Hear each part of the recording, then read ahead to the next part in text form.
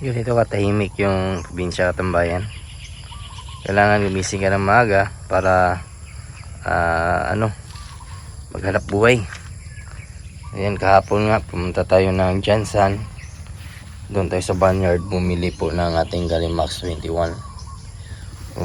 Breeders ang pag-usapan, Galimax talaga yung kailangan katambayan para sa ating mga alaga na mga breeders, mga RTL, mga nangingitlog. Napakaaga po natin ngayon, alas 6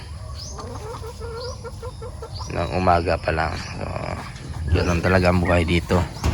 Wala kang kakainin kung patamad-tamad ka sa probinsya. May mga saging. Kung kaninang umaga po ay napakaganda ng panahon sa atin dito sa Glan, ngayong hapon po ay pangit na naman po. Araw-araw kasing umuulan dito halos dahil po sa bagyo na naranasan po natin dito sa Mindanao. Yan po, kung hindi ulan sa aga, sa hapon naman po. Ating manok po ngayon ay wala na tayong nakikitang may sakit dito. Kaya yung good news sa atin kahit pangit yung panahon. At yan nga, yung isa po nating ginawang paitlugan nasira kasi hindi po natin nilagay sa tamang lalagyan. Nilagay lang po natin dyan sa itaas, tatanggal. Yung mga itlog naman po na safety naman po natin doon sa gilid. Kukunin po natin yan mamaya. Baka mapag-isipan na rin po natin na mag-incubate na lang po para sabay-sabay po natin na mapalaki yung sisiw at ma-release natin dito sa sa range. Sa laki ng ating range, talagang mag-enjoy yung ating mga alagang manok po. Kahit pabo, sigurado. Yung mga pabo natin, tingnan niyo po. Dati, pinapakawalan na po natin ito, pinapasama natin sa inahin. Ngayon, ang lalaki na po nila. At wala tayong nakikitang sakit. Sabi kasi ng iba, pag nag-alaga ka po ng pabo, sakitin, madali lang po mamatay, lalo makakagat po ng langgam. Hindi po yan totoo. Yung mga totoong nag-alaga ng pabo, pagtatawanan po kayo pag ganyan po yung i-comment nyo po sa pag-alaga ng pabo. Napakalulusog ng pabo, lalo na po pag yung area po natin ay may madaming damo. So, nakakatulong po na nakakabawas pagkain sa kanila kasi gustong gusto nila po kumain ng damo. Ang gandahan po ng ating pabo po, talagang always sold out po yan pagdating po ng December o beer months. Pag tungtong ng beer months, may naghahanap na po. Pero pag December talaga at saka pa New Year, kahit 50, 100 po na pabo kayang mabenta nyo po. So yan yung kagandahan. May mga pakunti-kunti nga lang tayong nakikita ang mga kumbaga ang tawag niya sa Congo.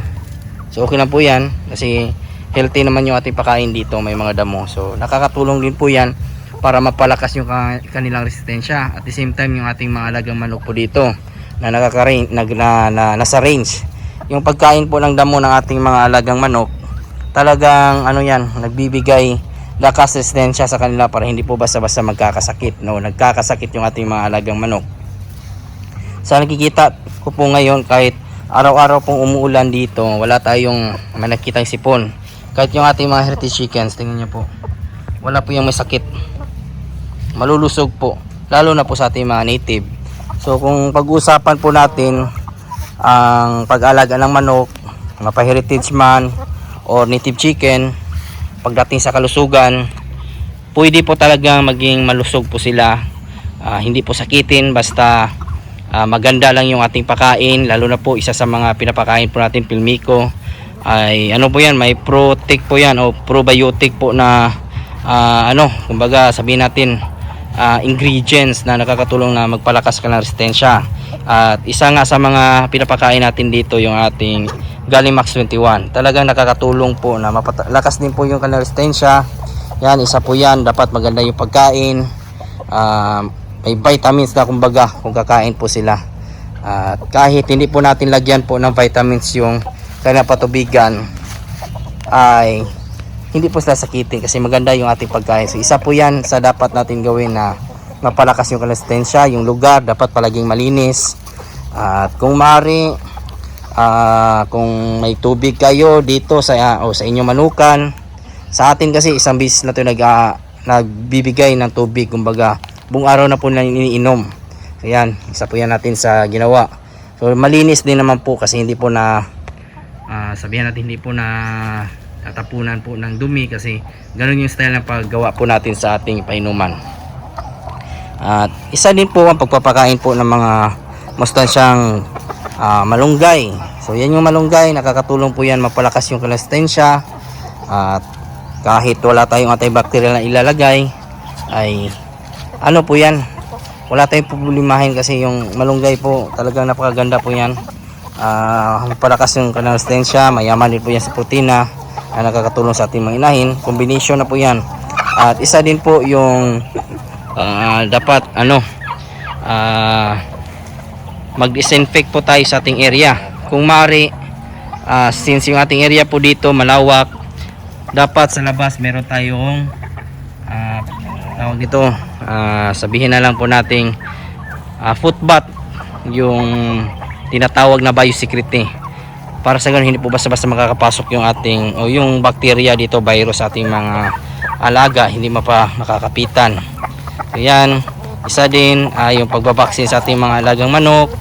Kung magbaksin kayo ng mga alaga yung manok, kung may pabo kayo, isali nyo po kasi po, ano po din yan sila kumbaga natatamaan ng sakit, sipon. So maganda din po na magbigay tayo sa ating mga pabo ng baksin, o kung anong baksin na ilagay nyo po. Yan uulan to mamaya. At yung ating pabahay, isa din po yung pinaka-importante para hindi po sila mabasa kung sila po ay matutulog. Dapat maganda yung pabahay, gaya na ating ginawa, simple lang pero matibay, hindi po yan mababasa kahit ang lakas ng ulan po dito sa probinsya. Komportable yung ating mga alaga. At of course, para din po maging malusog yung ating mga alagang manok, dapat yung tandang hindi po magkapatid para hindi po ma-inbreeding yung ating manok po. Kasi pag magkapatid yung sabihin na po natin yung i-breed po nila, ang magkakastas kanila, malaki yung tsansa na yung mga sisiw po may mga depekto po. Isa din po, madali na po matamaan ng sakit, mabagal lumaki. Kaya kung maaari yung ating tandang hindi po magkapatid talaga, bumili kayo sa ibang farm. Isa po yan sa mga nagpapatibay sa ating mga alagang manok na mga isisilang po nila, papipisain. So ganun po kasimple para mapanatili po natin yung kanilang kalusugan kahit wala tayong binibigay po ng antibacterial. At isa din po, pwede din po tayo magbigay ng molasses po. Yung molasses, mura lang po yan, nasa 22 pesos po yung per litro. At nakakatulong po yan na mapagana yung kanilang pagkain, may probiotics po yung ating mga alagang mainom. So ganun, mga simpleng bagay po yan na nakakatulong na mapanatili yung ating lusog ng ating mga alaga. Hindi mo kailangan ng antibacterial o bibilhin po ng mga vitamins. Kung gusto niyo pong magtipid, gawin niyo lang po yung mga sinasabi ko po. Sa ating area naman po dito, madami naman pong damo. So nakakatulong talaga yung damo sa ating mga alaga. Sa ngayon madami pa po kasi nga bago pa lang yung ating mga alaga, pero since palagi pong umuulan, so wala tayong po problemahin. Kakainin man ng ating mga alaga, tutubo din po yan agad. At sa laki ng ating area, imposible po maubos po nila ito lahat. At yan na nga, nag-upisa na pong tumulo yung tawag nito, yung ating yung ulan dito sa ating manukan. Pag ganito mga panahon na sa tingin nyo po ay uulan, dapat pakain na po kayo sa ating mga alaga para sa ganun hindi na po sila ma-expose sa tawag sa ulan. Ganun po kasimple ang pag-alaga ng manok. Walang antibacterial, basta linis, maganda pagkain. Kung gusto niyo naman po maganda pagkain, pwede din naman po mais, magtanim po kayo.